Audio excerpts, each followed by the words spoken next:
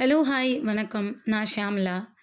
நம்ம த monk who sold his Ferrari இந்த புக்கோட ஃபர்ஸ்ட் வீடியோ போட்டிருந்தோம். ஃபர்ஸ்ட் பார்ட்டாக போட்டிருந்தோம். அதோட தொடர்ச்சி தான் இந்த வீடியோ.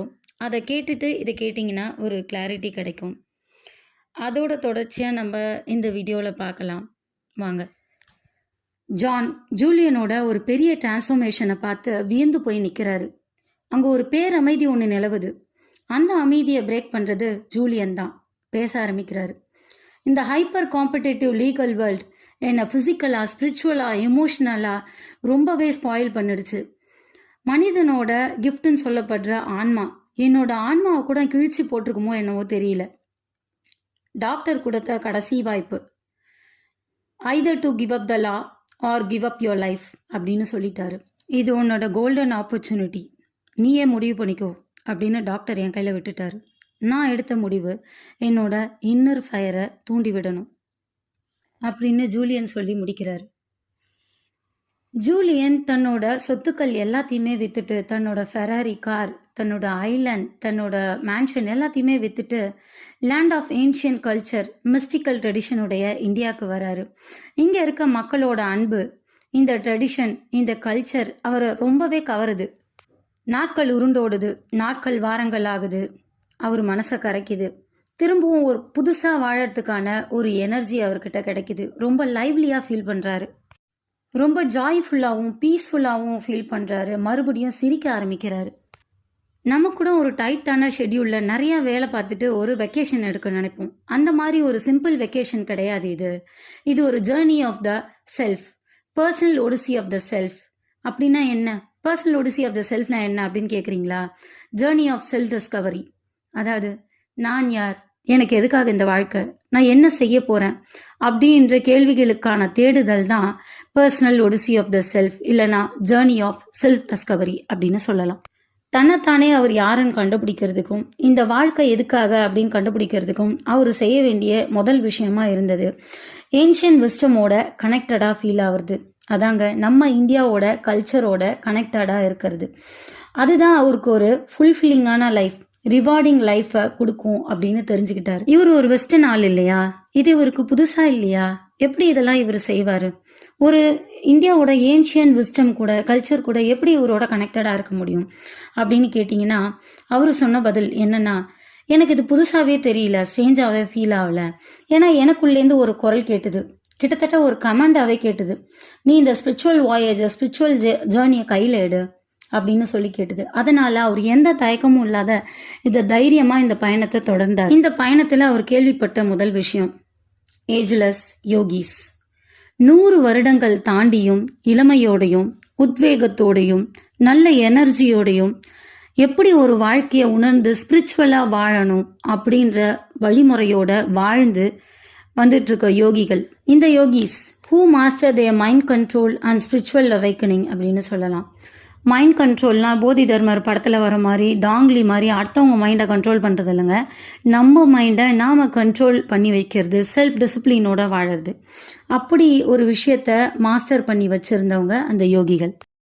ஜூலியன் தன்னோட பயணத்தோட ஆரம்பத்தில் பல டீச்சர்ஸை சந்திக்கிறாரு.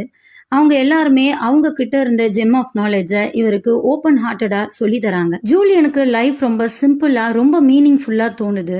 அவரோட பேகேஜஸான பாஸ்ட் எல்லாத்தையுமே விட்டுட்டு, ரொம்ப பெரிய பெரிய விஷயங்களில் கவனம் செலுத்துறதை விட்டுட்டு நின்று சின்ன சின்ன விஷயங்களை அனுபவிக்க ஆரம்பித்தார். அப்போ ஜூலியன் காஷ்மீரில் சந்தித்த ஒரு ஆள் தான் கிருஷ்ணன், யோகி கிருஷ்ணன். இந்த யோகி கிருஷ்ணன் ஜூலியனுக்கு ஒரு மென்டர் மாதிரி, ஒரு டீச்சர் மாதிரியே தெரிஞ்சார். அவர்கிட்ட ஜூலியன் தன்னோட பாஸ்ட் எல்லாத்தையுமே சொன்னார், தன்னோட லைஃப்பை பற்றி சொன்னார். அப்போது கிருஷ்ணன் சொன்ன ஒரு வார்த்தை, never regret the past, rather embrace it as a teacher. உன்னோட பாஸ்ட் நடந்த பற்றி நீ கவலைப்படாத, அதை உன்னோட டீச்சர் மாதிரி எடுத்துக்கோ, உனக்கு அனுபவத்தை சொல்லி தந்த டீச்சர் அது அப்படின்னு சொல்லிட்டு யோகி கிருஷ்ணன் சொல்கிறார். ஜூலியன் கேட்குறாரு, எனக்கு ஒரு ரிச்சர் ஃபுல்லர் லைஃப்பை வாழணும், ஒரு அழகான வாழ்க்கையை வாழணும், ஸ்பிரிச்சுவலான லைஃப்பை வாழணும், எனக்கு உங்களால் சொல்லித்தர முடியுமா அப்படின்னு கேட்கும்போது கிருஷ்ணன் சொன்ன ஒரு விஷயம், இந்த விஷயங்களில் கை தேர்ந்தவங்க ஹையர் ஹிமாலயாஸில் வாழற அந்த மிஸ்டிக்கல் பேண்ட் ஆஃப் யோகிஸ், அந்த யோகிகளோட குழு தான். அவங்க கிட்ட தான் நீ இதை முழுமையாக கற்றுக்க முடியும். அவங்க யார் ஒருத்தரோட வாழ்க்கையோட தரத்தையும் உயர்த்தக்கூடியவங்க. ஃபிசிக்கலாக மட்டும் இல்லை, ஸ்பிரிச்சுவலாகவும். அவங்கக்கிட்ட ஏஜ்லெஸ் பிரின்சிபல்ஸ் இருக்குது, டைம்லெஸ் டெக்னிக்ஸ் இருக்குது. நம்ம மைண்டோட, பாடியோட, சோலோட முழு பொட்டன்ஷியலையும் வெளிக்கொண்டு வர வழிமுறைகள் அவங்கக்கிட்ட தான் இருக்குது அப்படின்னு யோகி கிருஷ்ணன் வழிகாட்டுறார். அந்த ஏஜ்லெஸ் பிரின்சிபல்ஸ், டைம்லெஸ் டெக்னிக்ஸ், அதுதான் கோல்டன் கீ. நம்மோட ரேடியன்ட் ஹெல்த்துக்கும், லாஸ்டிங் ஹாப்பினஸ்க்கும் அண்ட் இன்னர் ஃபுல்ஃபில்மெண்ட்டுக்கும் ரொம்ப தேவையான விஷயம் அந்த கோல்டன் கீ மட்டும்தான் அப்படின்னு சொல்கிறார். அந்த யோகிகளை சந்திக்க நிறைய பேர் முயற்சி பண்ணியிருக்காங்க. மலை ஏறதுல கை தேர்ந்தவங்க கூட முயற்சி பண்ணி தோத்து போயிருக்காங்க. எவ்வளோ இயற்கை பேரிடர் வரும் அவங்கள ஏற விடாம தடுக்க. நிறைய பேர் அவங்கள பார்த்தது இல்ல. நீங்க வேணா முயற்சி பண்ணி பாருங்க. நீங்க கேட்கிற கேள்விக்கான பதில், வழிமுறைகள் என்கிட்ட இல்ல, எனக்குமே தெரியாது, ஆனா அவங்களுக்கு தெரியும். நீங்க சந்திக்க வேண்டிய ஆட்கள் சிவானால தான் இருக்காங்க, போய் பாருங்க அப்படின்னு வழிகாட்டுறாரு யோகி கிருஷ்ணன். சிவானானா என்ன? அது எங்க இருக்கு? சிவானானா ஒயாசிஸ் ஆஃப் என்லைட்மெண்ட். அது எங்கே இருக்குன்னு யாருக்குமே தெரியாது, அந்த யோகிகளுக்கு மட்டும்தான் தெரியும். ஆனால் அது ஹையர் ஹிமாலயாஸில் இருக்கிறதா கேள்வி. ஒயாசிஸ்னா பாலைவனச்சோலை. பாலைவனம் மாதிரி இருக்க இந்த குழப்பமான உலகத்துக்கு நடுவில் அன்பு, பேரமைதி, விஸ்டம், இன்ஃபைனைட் லவ், இது எல்லாமே நிறைந்து பொங்கி வழிகிற ஒரு இடம்தான் இந்த சிவானா. சிவானாவை நோக்கி தன்னோட பயணத்தை தொடங்குறாரு ஜூலியன். சரி, நம்மோட ஒரு கைடை கூட்டிகிட்டு போமா அப்படின்னு யோசிக்கிறப்போ அவருக்கு ஒரு இன்ஸ்டிங் தோணுது. தனக்குள்ளேருந்து ஒரு குரல் கேட்குது, வேணாம், நீ இதை தனியாக எடுக்க வேண்டிய பயணம், தனியாகவே போ அப்படின்னு சொல்லிட்டு தனியாகவே தன்னோட பயணத்தை தொடங்குறாரு ஜூலியன். தன்னோட ஆரம்ப காலகட்ட பயணத்தில் ஒரு சில வில்லேஜஸை பார்ப்பாரு. ஏன்னா ஊருக்கிட்டேயே இருந்தது. அதனால் அப்பப்போ அவங்க அந்த விறகு எடுக்க வர்றது, தனக்கான பொருளை சேகரிக்க வர்றது அப்படின்னு வரப்போ ஒரு சில வில்லேஜஸை பார்ப்பாரு. ஒரு சில பேர் பேசுவாங்க, சிரிப்பாங்க. ஆனால் கொஞ்சம் தூரம் போகிறாரு. வெறும் பனிகள் போர்த்திய மலை, ரொம்ப அழகாக இருக்குது. திரும்பி பார்த்தா ஏதோ ஒரு சின்ன இடம் மாதிரி, புள்ளி மாதிரி ஒன்று தெரியுது. அது வேற எதுவும் இல்லை, அவர் கடந்து வந்த இடம். ஸோ அவ்வளோ தூரம் தாண்டி வந்துட்டாரு. அவர் இப்போ ரீச் ஆகிருக்கிறது ஹையர் ஹிமாலயாஸ்.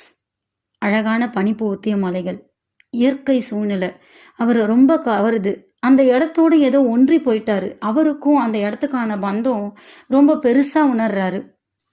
ஹிமாலயாஸோட அந்த குறுகின பாதையிலே போயிட்டு இருக்காரு. ஆனால் அவர்கிட்ட எந்த மேப்பும் கிடையாது, எந்த கைடும் கூட கிடையாது.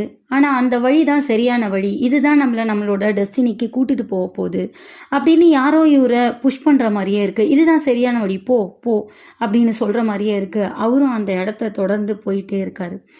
இன்னும் டீப்பராக போகிறாரு ஹையர் ஹிமாலயாஸில். அந்த பாதையில் ரெட் ரோப் போட்டுக்கிட்டு, ஒரு ஹூடியை ஒன்று போட்டுக்கிட்டு ஒருத்தரை பார்க்குறாரு. மனிதர்களை பார்த்தே ஒரு 2-3 நாள் ஆயிடுச்சு. ஏன்னா இது நீண்ட நெடிய பயணமாக இருக்குது.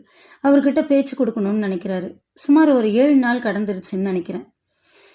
ஜூலியன் கொஞ்சம் தூரத்துல இருந்தே நில்லுங்க நில்லுங்க அப்படின்னு சொல்லிட்டு அவரை நோக்கி கத்துறாரு. ஆனால் அந்த உருவம் எந்த அசைவுமே கொடுக்கல, எந்த பதிலுமே கொடுக்கல, ஒரு தலையை கூட ஆட்டலை, திரும்பி பார்க்கல. ஜூலியன் அவரை நோக்கி வேகமாக கத்திக்கிட்டே ஓடுறாரு. நில்லுங்க நில்லுங்க, சிவானாக்கு வழியை சொல்லுங்க அப்படின்னு சொல்லும்போது அந்த உருவம் நின்றுடுது. அந்த டிராவலர் கையில் ஒரு பேஸ்கெட் இருக்கு. அந்த பேஸ்கெட்டில் இது வரைக்கும் ஜூலியன் பார்க்காத அழகான பூக்கள் இருக்குது, ரொம்ப வாசனையாகவும் இருக்குது. ஜூலியன் கிட்ட நெருங்கும்போது அந்த உருவம் அந்த பேஸ்கெட்டை இறுக்கி பிடிக்குது. ஜூலியன் அதை நோட்டீஸ் பண்ணுறாரு. இந்த பூக்கள் மேலே இருக்க விருப்பமா இல்லை என் மேலே இருக்க பயமா, எதனால் இவர் இப்படி ரியாக்ட் பண்ணுறாரு அப்படின்னு சொல்லிட்டு ஜூலியன் யோசிக்கிறாரு மனசுக்குள்ள. அப்போ ஜூலியனுக்கு தோணுன ஒரு விஷயம், இவர் சிவானாவோட சேஜஸாக இருப்பாரா, அந்த துறவிகளில் ஒருத்தராக இருப்பாரா இவர் அப்படின்னு தனக்குள்ளேயே ஒரு கேள்வி எழும்புது ஜூலியனுக்கு. சிவானா எங்கே இருக்குது, அங்கே இருக்க சேஜஸை நான் பார்க்கணும், எனக்கு உங்களால் வழி சொல்ல முடியுமா அப்படின்னு ஜூலியன் கேட்குறப்போ அந்த ரெட் ரோப் டிராவலர் கேட்குறாரு, நீங்கள் ஏன் சிவானா போகணும், எதுக்காக சேஜஸை தேடுறீங்க அப்படின்னு கேட்குறாரு. வழக்கம் போல் ஜூலியன் தன்னோட பாஸ்ட்டை பற்றி பேசுகிறாரு. லிவ் ஃபாஸ்ட் டை யங் அப்படின்ற தன்னோட லைஃப் ஸ்டைலை பற்றி சொல்கிறாரு. அந்த ஏஜ்லெஸ் பிரின்சிபல்ஸ், டைம்லெஸ் டெக்னிக்ஸ், இதை கற்றுக்கணும் அந்த சேஜஸ் கிட்டேருந்து. அதுதான் என்னோட ஆசை, அது என்னோட வாழ்க்கையை ரொம்ப என்லைட்டண்டாக மாற்றும்னு நான் நினைக்கிறேன் அப்படின்னு சொல்கிறாரு அந்த டிராவலர்கிட்ட. அந்த டிராவலர் ஜூலியனோட கிட்ட வந்து அவர் தோள் மேலே கை போட்டு, கவலைப்படாதீங்க, நிஜமாலுமே உங்களுக்கு அந்த விஸ்டமை கற்றுக்கணும்னு ஆசை இருந்ததுன்னா it's my duty to help you. ஏன்னா நான் அந்த சேஜஸில் ஒருத்தன் தான். நான் உங்களை சிவானாக்கு கூட்டிகிட்டு போகிறேன். எங்கள் கெஸ்ட்டாக நீங்கள் வரலாம் அங்கே.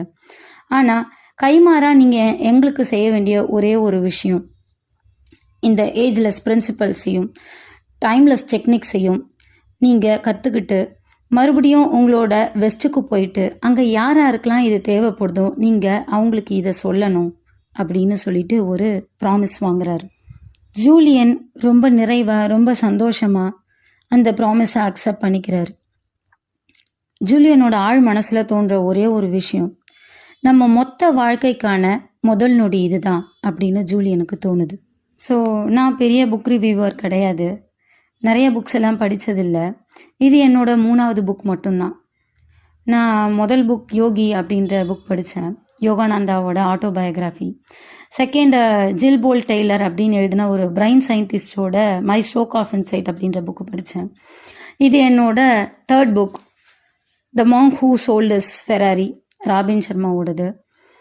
ஸோ அந்த 2 புக்கும் படித்தேன். எனக்கு ரொம்ப சந்தோஷமாக தான் இருந்தது. எனக்கு ஒத்த மாதிரி தான் இந்த புக்ஸ் எல்லாம் இருந்தது. இந்த புக்கை படிக்கும்போது இந்த ஒரு வார்த்தை, நீங்கள் கற்றுக்கிட்ட இந்த விஷயத்தை தேவைப்படுறவங்களுக்கு கொண்டு போய் சேர்க்கணும், அதுதான் உங்கள் கடமை அப்படின்னு இந்த சேஜ் இதில் சொல்லியிருப்பார். இந்த ஒரு வரி தான் என்னை தூண்டுச்சு இப்படி ஒரு வீடியோ போட ஆரம்பிக்கணும். நான் கற்றுக்கிட்ட விஷயத்த, நான் படித்த விஷயத்த வேண்டியவங்களுக்கு கொண்டு போய் சேர்க்கணும் அப்படின்னு தோணுச்சு. நான் பேசுறது நல்லா இருக்கா, ஏத்தம் இருக்க நல்லா இருக்கா, ஒரு ஃபுல் ஃப்ளெஜ்டான வீடியோவாக இருக்கா, அனிமேஷன் நல்லா இருக்கா, அதெல்லாம் எனக்கு தெரியாது. இந்த புக்கில் சொன்ன ஒரு விஷயம், என் மனசை ரீச் ஆன ஒரு விஷயம், இந்த விஷயத்த தேவையான 4 பேருக்கு கொண்டு போய் சேர்க்கணும், அது எங்கேயாவது யாருக்காவது கை கொடுக்கும். அதை தான் இப்போ நான் பண்ணிகிட்ருக்கேன். தேங்க்யூ.